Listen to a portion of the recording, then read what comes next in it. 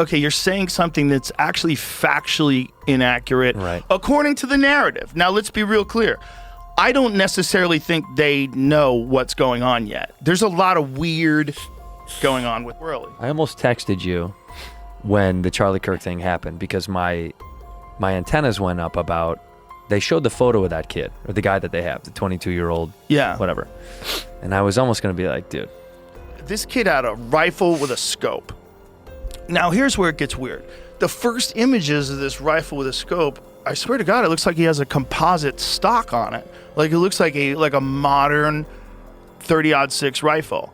In a shocking twist, Joe Rogan has publicly expressed doubts about the official story surrounding the Charlie Kirk incident. On his podcast, Rogan admitted that he didn't buy the official story that was out there. He even went as far as to say that there's a lot of weird SHT going on. To add to the drama, Joe highlighted a number of unsettling details that were just not adding up, including the presence of a suspicious decoy suspect allegedly tied to other criminal cases. According to Rogan, these inconsistencies raise serious questions about the events and individuals involved, from the capabilities of the alleged shooter to the narrative surrounding the weapon used. Adding fuel to the fire, new rumors have begun circulating about possible involvement from people close to Kirk, including whispers about his wife's potential connection to the unfolding drama. Guys, you'd better buckle up because the drama I'm about to spill for you is insane. First of all, there was that one guy who was the decoy. All right, so you got this guy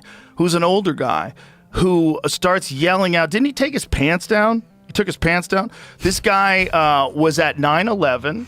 He was at the Boston bombings. All the hits. He called in a fake bomb at another place, and then he did this at this thing. Right after, so somehow or another, this guy has the state of mind that the moment someone gets shot, he yells out and says, I did it, and takes his pants down or something like that. I don't know exactly what he did. Then, ready for this? He gets arrested for child porn right away.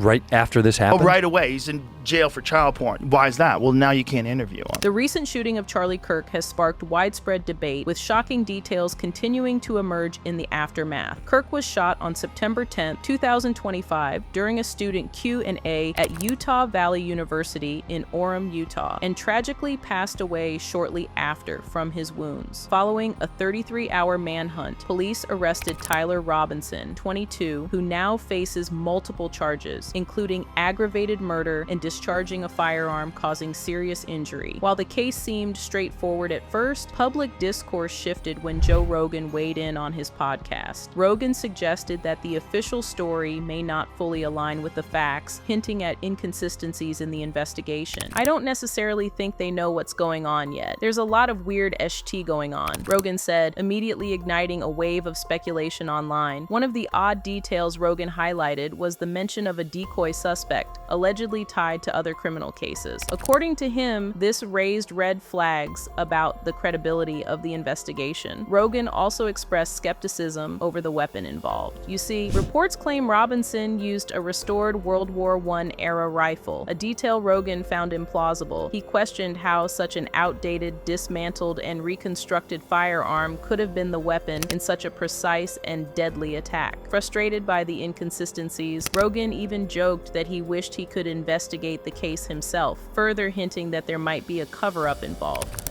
The narrative is that this is his grandfather's rifle from World War I and doesn't have a serial code. Okay. Interesting. Okay. Why? Wait. Why are you using such an old gun? That's the other thing.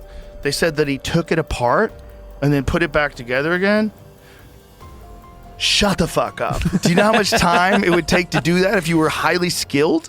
Now, Joe Rogan isn't the only high-profile figure questioning the official narrative surrounding the assassination of conservative activist Charlie Kirk. Candace Owens has now stepped forward with her own bombshell claims, alleging that the public has been misled from the start. Owens, who had teased over the weekend that she had received new information on the case, said she now believes Tyler Robinson was framed. According to Candace, everything the agencies have told told us about the Charlie Kirk assassination was a lie, she declared, further inflaming speculation online. According to Owens, as she dug deeper into the case, the name of a politician surfaced, implying the shooting could have been tied to something much bigger. She also disputed law enforcement's narrative that Robinson was calling it another falsehood meant to manipulate the public. Owens pointed to several details she claims don't add up. She questioned how Robinson was willing to turn himself in, but never confessed to the shooting. Bullet carvings. Robinson, she said, appeared bewildered when told about the alleged carvings on the bullets. Gun ownership. While the gun reportedly belonged to Robinson, Owens noted that he's not a gun enthusiast, casting doubt on the state's narrative. Text message oddities. Candace even went so far as to claim that the messages attributed to Robinson didn't sound like him, noting he doesn't use words like vehicle, a term found in the supposed texts. Owens also shared that Tyler Robinson's father does not believe his son committed the crime, contrary to the widespread claim that he convinced Tyler to turn himself in. Instead, Candace says a family friend informed the Robinson family that Tyler had been named as the shooter, a heads up rather than a confession. Adding fuel to the fire, Owens reminded her audience that just a week before his death, Charlie Kirk had reportedly announced a massive internal audit of Turning Point USA. This audit, she said, targeted a shadowy Doge-type department within the organization tasked with probing where millions of dollars had been going. Candace's allegations, combined with Joe Rogan's skepticism, have sparked a new wave of theories online. On his podcast, Joe Rogan went deeper into the strange details of Charlie Kirk's assassination, zeroing in on the bizarre behavior of a man who acted as a decoy during the chaos. Rogan described this individual as an older man who immediately after the shooting began shouting, "I did it! I did it!" while exposing himself to the crowd. The man's disturbing outburst was not only strange but also deeply suspicious. According to reports, his criminal history included connections to multiple major past tragedies, including 9/11 and the Boston Marathon bombing. While the extent of his involvement in those events remains unclear, the sheer coincidence of his presence at yet another high-profile incident has left many deeply unsettled. Even more alarming is the fact that shortly after the Kirk shooting, this man was arrested on charges of child content possession, effectively silencing him from any meaningful questioning. Rogan highlighted how the timing of the arrest conveniently prevented journalists or investigators from fully probing his actions during the shooting. The whole thing just doesn't sit right, Rogan remarked. The internet community has since begun digging into the man's background, questioning how likely it is that one individual could consistently appear in the shadows of multiple historic tragedies. Was he just a disturbed bystander seeking attention, or could he have been part of a larger scheme designed to mislead investigators and distract the public? This decoy suspect angle has become one of the most chilling elements of the case. To some, it underscores Rogan's point that the official story is full of holes, and to others, it represents yet another unanswered question in a growing list of mysteries surrounding the assassination of Charlie Kirk. As if the case weren't already fraught with enough mystery, rumors have begun to circulate online about Charlie Kirk's wife and her alleged role in the events leading up to his assassination. Following Kirk's death, she assumed the position of CEO of Turning Point USA, prompting even more speculation about her ties to the organization and the powerful political figures connected to it. Several online commentators have claimed that she has a dark past with certain politicians linked to TPUSA, raising questions about whether her sudden rise to leadership was purely circumstantial, as Charlie had previously said he wanted her to become CEO, or was this part of a larger plan? To make things even more suspicious, reports surfaced of an alleged memo signed by Charlie Kirk on September 2nd, just days before his death. In the document, Kirk announced Justin Strieff as the new COO of Turning Point USA and tasked him with leading the controversial DOGE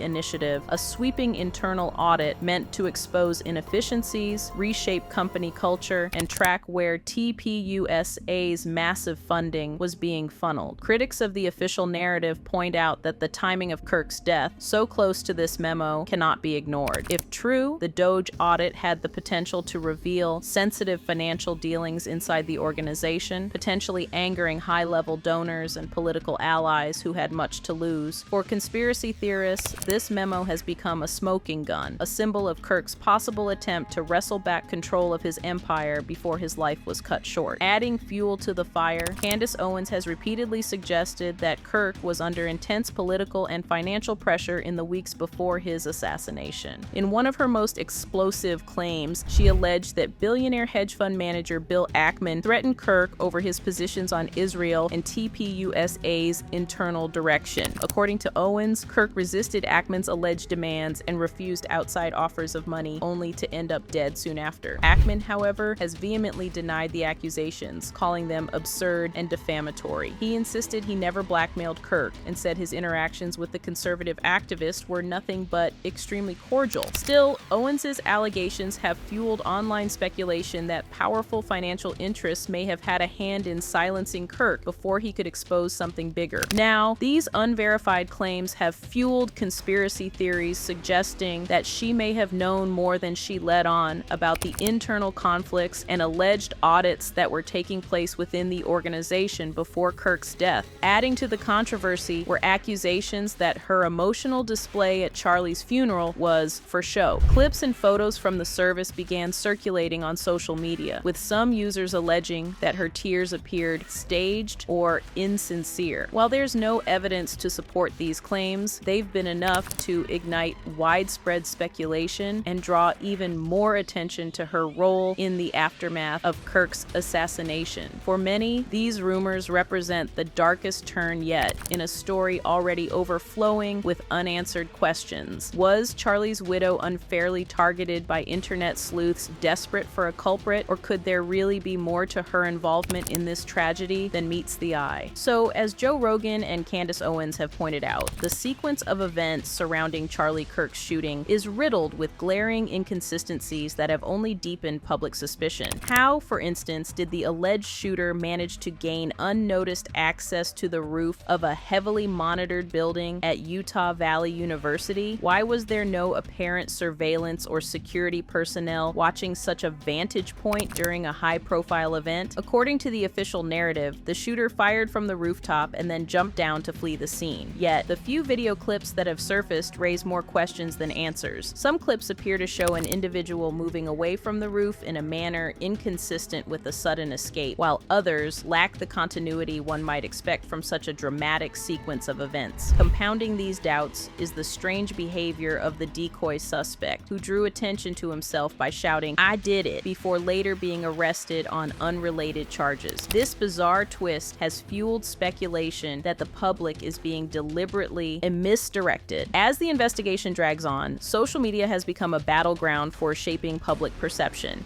Users across platforms have begun piecing together details from leaks, old photos, and archived posts, forming their own theories. The more these weird details pile up, the decoy, the alleged shooter's questionable background, the strange weapon choice, the suspicious timing of internal memos at TPUSA, the more people believe that the chaos itself might be intentional. For many, the Charlie Kirk incident no longer reads as a simple act of violence, but as a complex web of strange behaviors, questionable narratives, and potential conspiracies. Each inconsistency chips away at public trust in official accounts. Whether by design or by accident, the narrative now feels fractured, even fabricated. As more information trickles out, one thing is clear. This is not just a story about a tragic shooting. It's a story about narrative control, influence, and public skepticism. And until the full truth emerges, many argue the only responsible response is vigilance, critical thinking, and a refusal to accept any single version of events at face value. So what do you think about this drama? Let me know your opinions in the comments, and don't forget to check out our other videos to ensure you are all up to date with all the latest drama. Till next time, bye.